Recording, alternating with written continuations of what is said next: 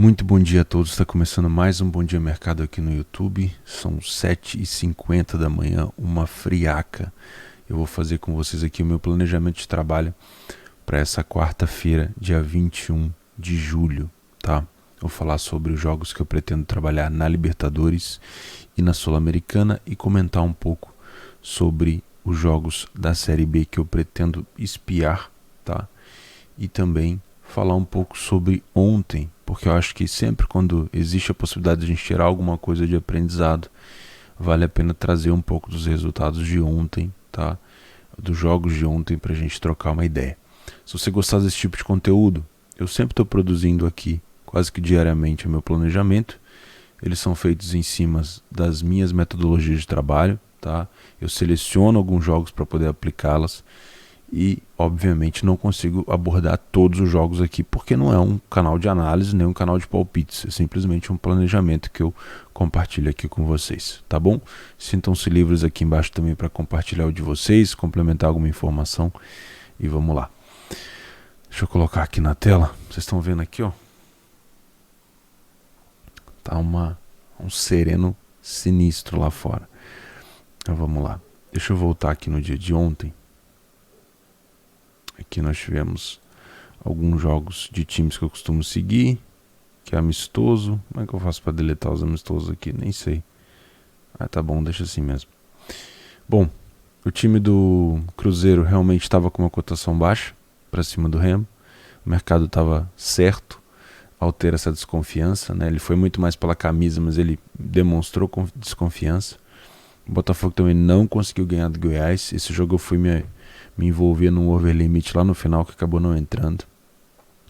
Aqui no jogo do Galo, aquela odd baixa, ela não vou dizer para vocês que ela não confirmou. Ela confirmou, mas ela não confirmou o que eu esperava, que é o quê? Eu esperava um Atlético mais agressivo no contra-ataque, por isso eu não entrei no match odds. Só que o Atlético começou bem no jogo, né? Não bem o suficiente para me colocar em back. Por quê? Porque eu prefiro o Atlético contra-atacando, sendo reativo, e não propondo o jogo. Então, nesse caso, eu preferi me manter de fora.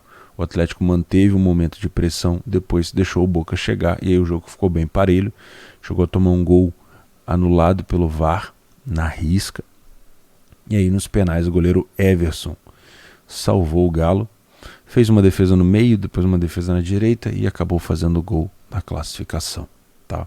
Então, não cliquei praticamente nesse jogo. Racing em São Paulo, um mercado muito indeciso no início. Parecia que ele ia tomar uma posição de lei ao Racing e ele tomou, né? A odd do Racing realmente subiu. Eu estava dentro dessa correção, mas sendo bem sincero, o meio campo que o São Paulo entrou ontem contra o Racing não me agradou. Foi um meio campo pouco povoado, o Racing tabelava facilmente ali, passava para frente. Então, nenhuma dificuldade de ultrapassar aquele meio. Isso fez com que eu abandonasse a posição precocemente. Poderia ter segurado mais esse lei ao Racing? Acho que não. Acho que seria muita teimosia minha, porque o Racing ele tinha facilidade no meio campo para criação e aí dali para frente ele conseguia chegar na área. Então, acho que foi uma decisão correta da minha parte não ficar exposto em ler o Racing, mesmo o resultado final tendo sido 3-1 São Paulo. Esse jogo eu vim trabalhar o over à frente, o 3,5, tá? Quando ainda estava 2-0 para o São Paulo, e consegui pegar esses dois gols no final aqui, aos 57 e aos 63. O jogo que eu trabalhei mais, que eu estava esperando trabalhar menos, é Grêmio LDU. O Grêmio começou com aquela cotação baixa, e aquela cotação exigia posse, exigia trabalho de bola no campo ofensivo do adversário. O Grêmio não fazia isso. O Grêmio recuou, escolheu jogar de forma reativa, escolheu jogar no erro da LDU, e até o momento onde a LDU não errava tanto e tinha posse de bola ofensiva e recuperava a segunda bola do Grêmio, a saúde do Grêmio corrigiu, e ela corrigiu. Eu comecei a trabalhar próximo de 1,90 e fui entregando minha posição perto de 2,20. O Grêmio deu sinal de melhora, tá? O Grêmio demonstrou que estava chegando mais no campo ofensivo. A LDU começou a errar mais passe. O Grêmio, que estava só lá atrás, adiantou a marcação, começou a chegar lá na área. E isso, obviamente, demonstrou para quem estava dentro um fechamento de posição Eu acho que quem não foi teimoso aqui não tomou esse gol do Grêmio, apesar de ter sido uma chegada esporádica do Grêmio em finalização, porque ele não estava finalizando, e o goleiro ter dado um peru danado. Mesmo assim, quem não foi teimoso daria para ter evitado de tomar esse gol. Eu tava comentando com o pessoal lá do Leitura que já estava na hora e 5 minutos depois acabou saindo o gol. Poderia ter saído o gol da LDU, mas o importante é manter a leitura, tá bom? E depois, aos 44, a LDU empatou e depois virou o jogo aos 56 e o Grêmio acabou eliminado, tá? Esse jogo eu ainda usei parte desse lucro de correção para poder tentar buscar um empate do Grêmio e acabou não saindo.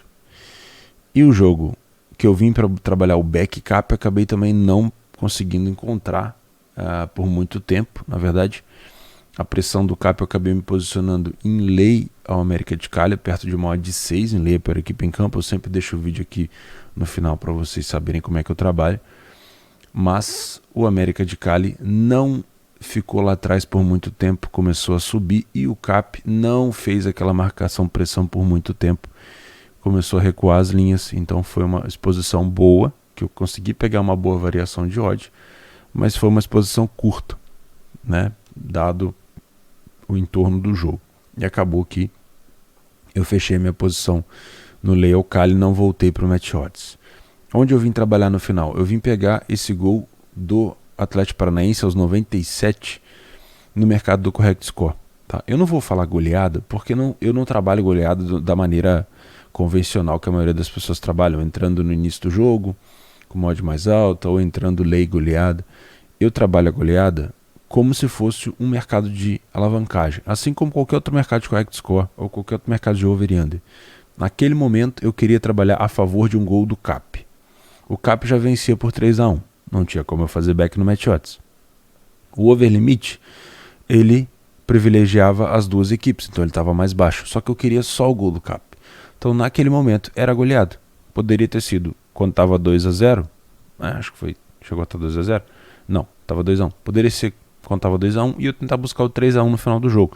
Não necessariamente na goleada. Eu só usei aquele parâmetro ali para buscar a alavancagem e busquei o gol do cap, que acabou saindo no finalzinho, no mercado de goleada, que era o cenário naquele momento.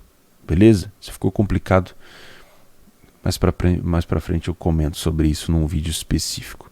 Vamos falar de hoje então, senão a gente perde muito tempo. Começamos às 5 da manhã com o Brasil metendo 5 gols na China. Show de bola. Nas Olimpíadas, né? Boa sorte aí para as meninas do Brasil. A Marta já meteu 2 gols, Debinha fez 1.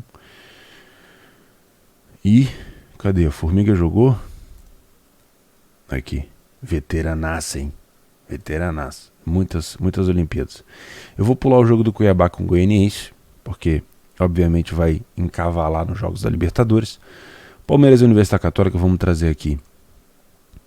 Só dar uma olhada no primeiro jogo. O primeiro jogo foi 1-0, isso, 1-0 para o Palmeiras. Foi aquele jogo onde o Palmeiras fez o primeiro gol e deu uma bela de uma recuada. Não conseguiu encaixar tantos contra-ataques como eu imaginava. E a Universidade Católica levou um perigo danado na meta do Palmeiras, e se não fosse o Everton, que hoje, na minha opinião, é um dos melhores goleiros do Brasil, o Palmeiras teria até tomado o empate, e o Palmeiras segurou bem. Essa cotação de 1,43, ela é justa, mas ela não me agrada, tá? Vou repetir, ela é justa para o jogo, para o cenário, para o time do Palmeiras, principalmente pela necessidade da Católica, que tem que ir para cima. Vai dar um espaço danado para o time do Palmeiras, que é objetivo e reativo, muito bem treinado, só que não me agrada, porque eu acho que é um risco desnecessário para essa cotação tão baixa, tá? Por mais que eu não consigo ver um Palmeiras propondo o jogo de uma maneira muito forte. Acho que o Palmeiras vai jogar no erro da Católica, vai jogar no nervosismo da Católica e deve ganhar esse jogo de forma natural. Mas eu prefiro me manter de fora aqui no match odds. Se pintar alguma oportunidade para gols, eu vou tentar trabalhar alguma coisa por lá, tá? Barcelona de Guayaquil com o Vélez. O Vélez acabou ganhando o primeiro jogo de 1-0. Fica também do lado do Barcelona a necessidade de vir para cima com uma odd de 2,16. Eu prefiro o Barcelona muito mais quando eles precisam, quando eles estão sendo atacados. Nesse caso eles vão ter que atacar. É um jogo para leitura de jogo, é um jogo exclusivamente para live, difícil fazer alguma previsão. O Vélez é um time cascudo, argentino, pode fazer a catimba, pode tentar segurar a classificação, mas também pode aproveitar dos espaços de contra-ataque. Não dá para ficar fazendo conjuntura aqui de dois times que eu conheço pouco.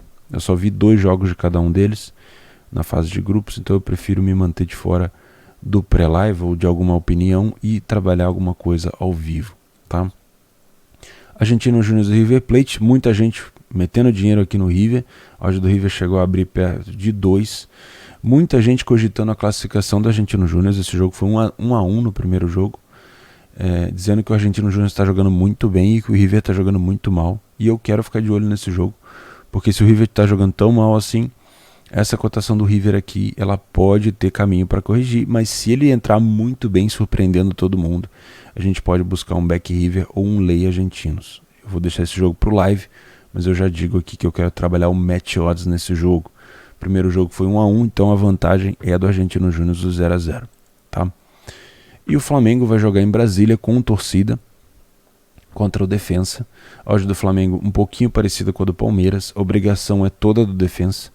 E aqui eu vou fazer um comentário que vale mesmo para você que às vezes se emociona, se você é flamenguista, ou você que às vezes na hora de jogos da Libertadores começa a tremer.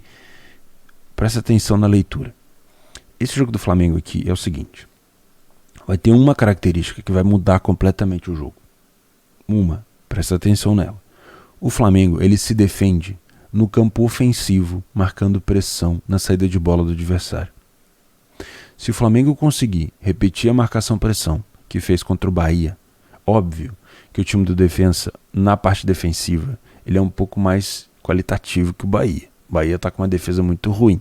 Já eu venho criticando isso há algum tempo, desde aquele jogo contra o América, que foi 4-3. Mas, se o Flamengo fazer essa marcação-pressão no início do jogo, eles vão deixar o Defensa completamente perdidos, porque esse estilo de jogo só o Flamengo tem. Essa qualidade na marcação-pressão é muito difícil encontrar aqui no futebol brasileiro, porque a maioria dos times preferem jogar de forma reativa. Se eu tenho um bom time reativo, eu prefiro esperar no meu campo, ser mais atacado do que buscar a marcação-pressão. O Flamengo faz muito bem a marcação-pressão quando quer fazer, mas é raro. Ultimamente, depois obviamente do Jorge Jesus, o Flamengo não tem conseguido colocar tanto isso em prática. Colocou contra o Bahia, e se colocar contra o Defensa, vai ser a virada de chave, tá? Aí a gente pode ter um Defensa se complicando muito no início, e se o Flamengo abrir o placar, o Defensa vai se complicar ainda mais, tá? Porém, não gosto dessa cotação de 1,50 se não estiver acontecendo o que eu acabei de comentar, tá? Qualquer outro cenário de de superioridade do Flamengo que não seja com uma marcação-pressão na saída de bola, marcação alta, essa zaga do Flamengo com a linha alta vai ficar desguarnecida. E isso pode ser perigoso. Isso pode indicar mais um jogo para gols. Lembrando que no primeiro jogo o Renato estava chegando. Ele acabou tomando uma postura mais defensiva depois do primeiro gol e tomou muita pressão. Se não fosse o Diego Alves, o Flamengo tinha tomado o empate, tá? Então vamos ficar de olho nesse critério aqui, nessa característica, para ver qual posição tomar. Eu estou muito mais inclinado a buscar gols, mas eu prefiro esperar o jogo começar para ver se isso vai se encaixar. Flamengo, ao menos o Flamengo, os últimos Flamengos não costumam se complicar tanto, né? Mas pode ser que se complique. Então, se você for fazer esse jogo, se você é flamenguista, sentar para fazer esse jogo, faça o jogo, não seja clubista. Então, beleza. Independente de Santos, eu não vi o primeiro jogo, parece que o Santos venceu. Como eu não vi, eu estava um pouco de folga, tentando dar uma descansada. Eu prefiro ficar de fora de alguma opinião, prefiro deixar esse jogo pro live se tiver alguma coisa interessante para fazer. A necessidade é toda do Independente. O Bragantino com o Del Valle foi aquele jogo maluco que eu esperava. O Bragantino ainda conseguiu meter 2-0. Não esperem outra coisa do Del Valle a não ser vir para cima igual maluco e jogar de forma agressiva, dando espaço para o Bragantino. É vala. Vocês vão tomar, ao menos isso eu acho, né? Vocês vão tomar bastante contra-ataque, vocês vão dar bastante espaço para gol. Então, de novo, acho muito difícil explorar aqui um match odds, porque o Bragantino deve jogar um pouco mais sem a bola. Mesma implicação que eu fiz ontem do jogo do Grêmio com o Galo, e o Galo também. Então eu prefiro ficar de fora do match odds e se houver oportunidade de trabalhar os gols. O Náutico vai jogar contra o Chavante. O Náutico está na liderança com 26 pontos e o Chavante está em 16º com 11 pontos. O Náutico em casa não perdeu ainda e fora de casa o Chavante não venceu ainda.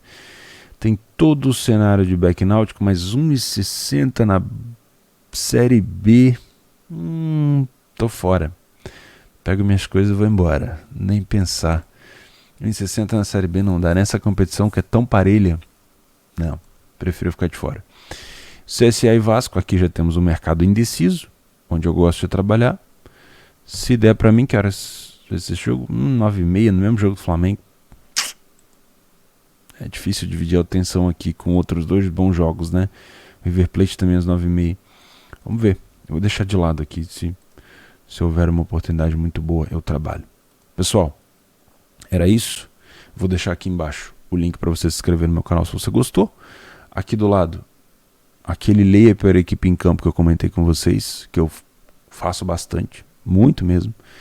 Um dos meus melhores métodos. E aqui embaixo um vídeo sobre gestão de banca, para você não se esquecer desse assunto. Fechou? Essa semana a gente vai ter continuação do curso de aulas complementares. Vai ser bacana. Boa quarta-feira a todo mundo. Um abraço.